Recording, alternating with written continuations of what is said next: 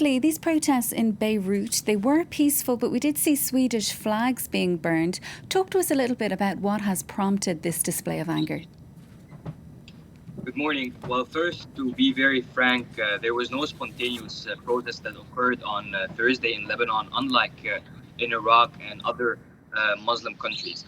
The protests which happened yesterday on Friday after the Friday prayer were a result of a call on live TV by the Secretary General of Hezbollah, Hassan Nasrallah, where he called his supporters to protest across mosques, mainly Shiite mosques across the nation after the Friday prayer to condemn what's happening in Sweden. This is the most important part. The second part is that he actually called on the protesters during his live TV intervention for them to be peaceful, and also the people who were organizing the protests, mostly people backed by Hezbollah, did not intend or attempt to mobilize towards the Swedish embassy after the calls or the Friday prayers were over. And Rawad, are you expecting further rallies there this weekend?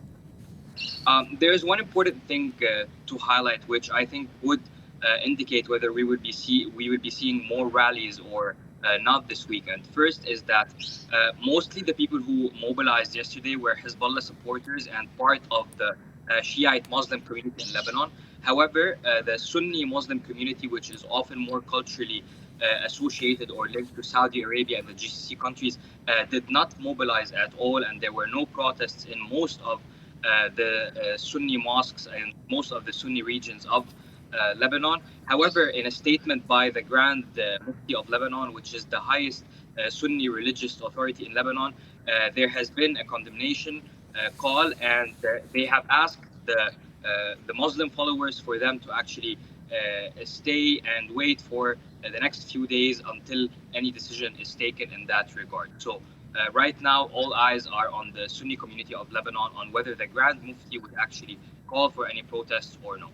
And you will be following events for us over the course of the weekend, Rawad. That is France 24 correspondent in Beirut, Rawad Taha.